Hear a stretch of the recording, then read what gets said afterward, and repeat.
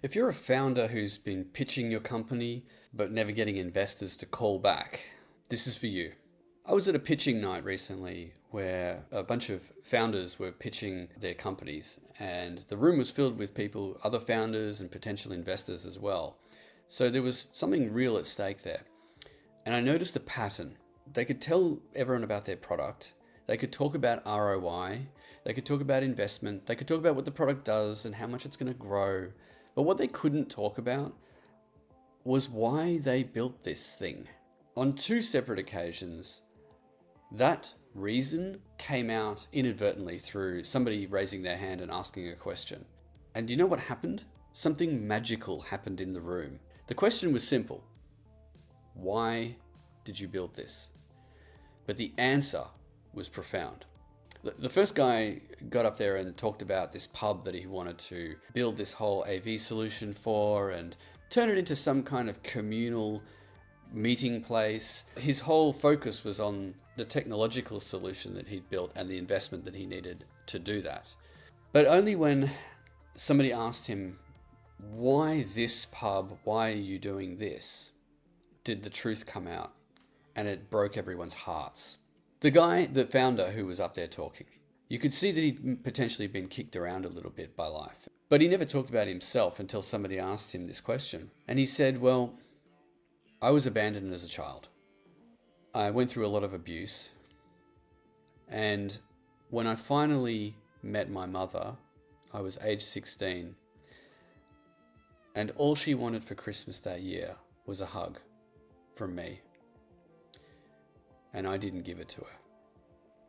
I was too angry. And 3 weeks later, she died. And this pub, it gave me a community.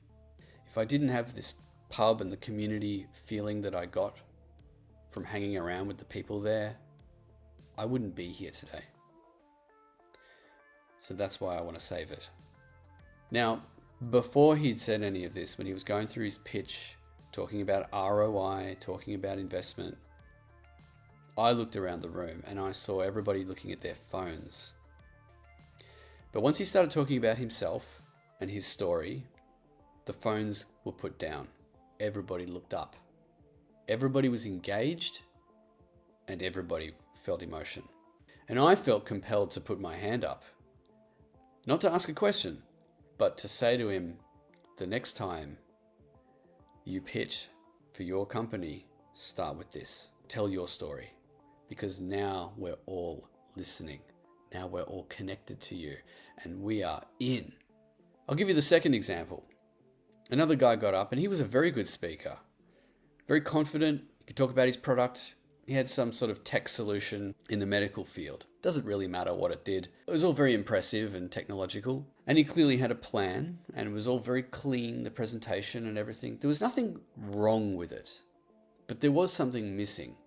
And it's the same thing again. There was no story. There was no why you. Why you?